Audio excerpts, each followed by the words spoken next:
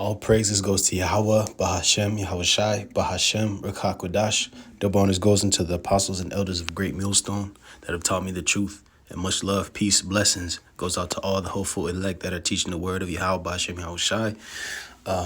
So this is going to be a lesson. I want to do this in a response to, some videos going out as of late. Because there was this guy, I believe he's out on the West Coast, some upstart dude who may or may not have just started making videos. In his videos, he's calling on the name of Yahweh Bashem Yahushai, and Apostle Tahar did a response to this guy's video, which I'm not sure of this dude's name or his channel name, but I was just listening to the Apostle Tahar's video, and that's what spurred me to do this lesson. But basically, this video, in the guy's video, he's calling on the name of Yahweh Bashem Yahushai, but yet his doctrine is off. Because he's teaching that there is no reincarnation from the standpoint that it is a heathen custom, which that's completely off.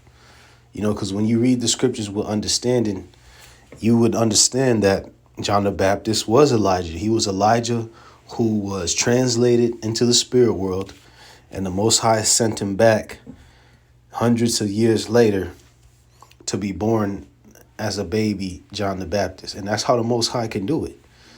Now, is it of a truth that different heathens, the prime example I can give is the Hindus. They believe in reincarnation of sorts. Yeah, they do. But they believe that you can be reincarnated as a dog, a snake, a man can come back as a woman, vice versa. No, that's off. Because the truth of the matter is, men and women, if you're a man, you can come back every third or fourth generation as another man, and specifically a man of your nation. Like if you're an Israelite man, you're going to come back as an Israelite man. If you're an Israelite woman, you will come back as an Israelite woman.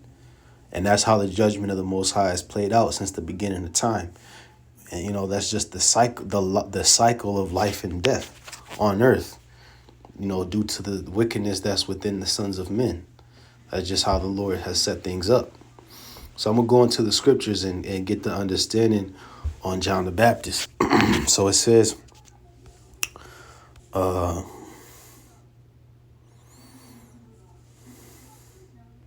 this is Matthew 11:9. This is Yahushai explaining the significance of John the Baptist and who he really was, telling you his identity.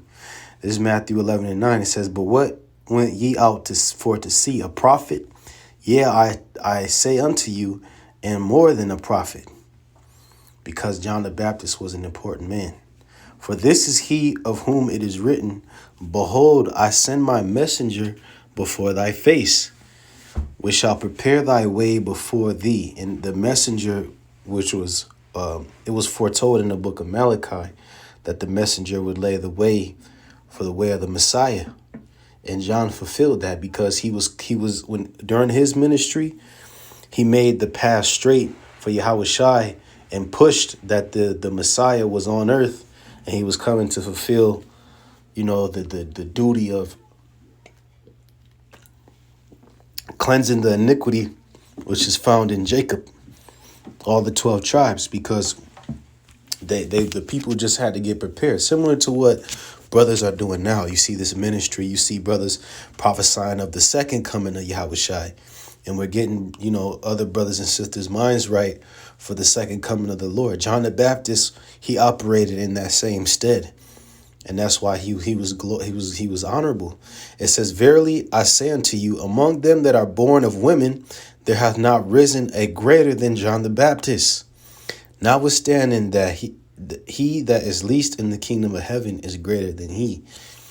And from the days of John the Baptist until now, the kingdom of heaven suffered violence, and the violent take it by force. And that violence was the violence what Yahushua was describing, was the violence that the Israelites at that time was going through, including John the Baptist, because he was beheaded by one of the Herodians, which he was an Edomite. And that's who the violent was at that time, because the violent were the Romans who would basically exercising rulership and authority over us. And if Israel had not, listened to their demands at that time, the Romans were subject to flog us, whip us, put Israelites to death. With at that time they were calling us Jews, and that's what Yahushua was saying. It says, "For all the prophets and the law prophesied until John. And if ye will receive it, this is Elias, which was for to come." And when he says Elias, that represents Elijah. If you read in the Old Testament, it's Elijah. In the New Testament, it's Elias, because the New Testament was translated from Greek. And Elijah's name goes back to the Hebrew, which is Alayah, which means my God. You know, Yahweh is my God. So Yahushua said it clearly. He didn't say this is, he was just a similitude of Elijah or anything like that. He was Elijah's homeboy. No, he said this was him. Do you know what I mean? And that's exactly what that means. So this is hold on, let me go to see what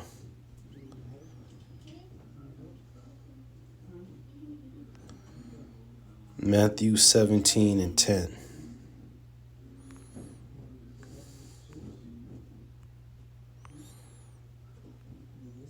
And his disciples asked him, saying, "Why then say the scribes that Elias must first come?"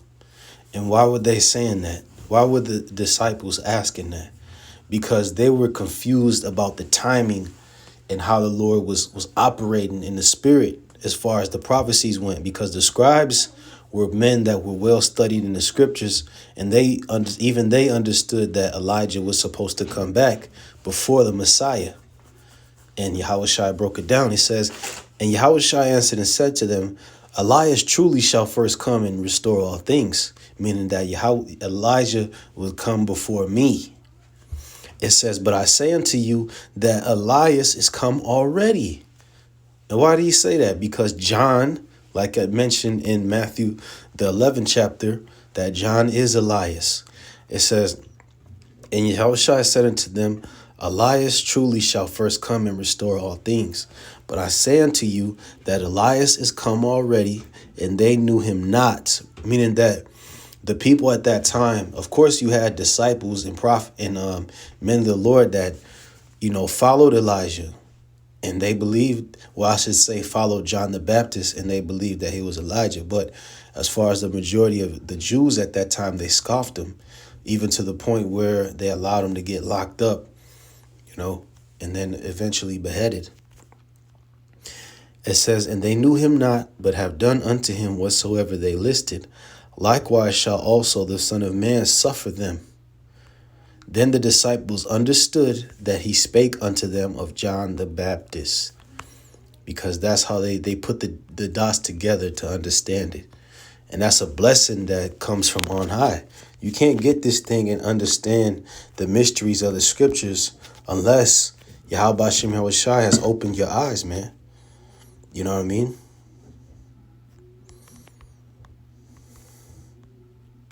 Because it tells you here in the book of Romans 11 and verse 7, it says, "What then Israel hath not obtained that which he seeketh for, but the election hath obtained it, and the rest were blinded." The rest being blinded represents them being in a state of ignorance, because the only ones that are truly privy to the mysteries of Yahweh Hashem Yahushua are the elect, the election. And election goes into being chosen. You know what I mean? And this is a mystery unto the masses, man. You can't just pick up the scriptures and think you're gonna get it. And you got dudes that at one point they may have believed, but they got blinded at some other point because of doubts, because of this or that. Because you got a lot of people that, it's a stumbling block. Reincarnation is a stumbling block to them because, like I mentioned earlier in the video, you do have heathens that believe in reincarnation, but you got heathens that believe in Jesus. You got heathens that carry out sacrifices. They sacrifice sheep and goats. Now, does that mean that sacrificing sheep and goats is wicked? Or it's a heathen tradition? No. It's clearly written in our law that we're supposed to do that. But the heathen, in some shape or form, of course, they got a similitude of our customs, Because you got to remember, at one point in time, all the earth was in unison. So, of course, the heathen going to take a bit of our knowledge and twist it. But as you can see from Elam, his dumbass, he thinks that you could come back as a fucking ant, man. That's off. You could come back as a tree. Come on, bro. So, let me see this.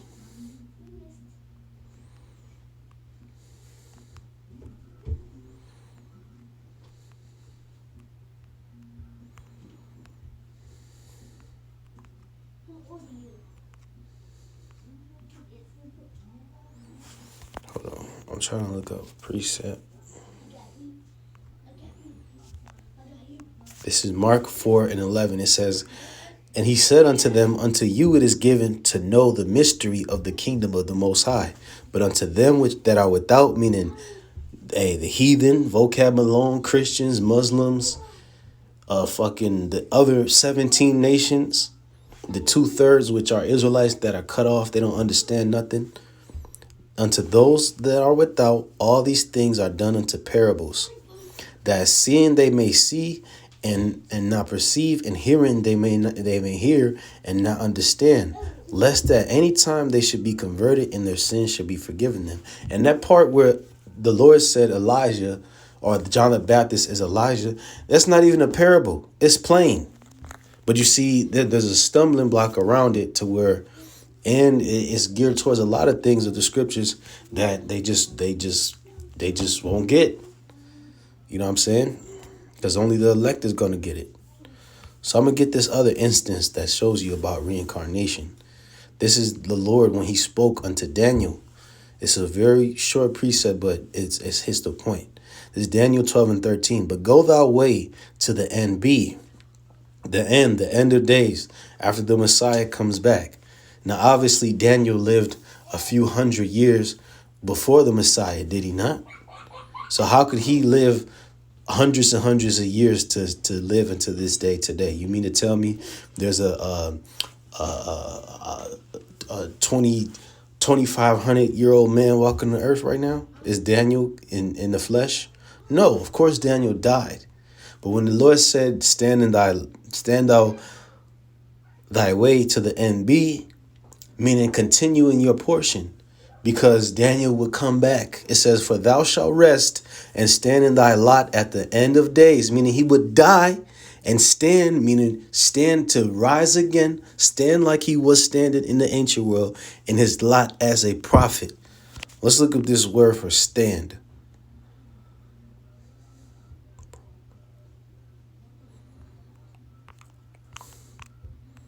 I want to look up this word for stand. The word for stand is imad. And that word means to abide, to arise, to cease, to confirm, to continue, to dwell, to be employed, to endure, to establish, to leave, to raise up, remain. So he got raised up.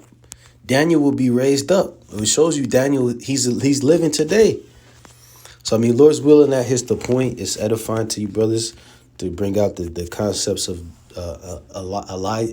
John the Baptist being Elijah, and reincarnation is biblical. So all praise goes to Yahweh Bashem Harashai. Shalom.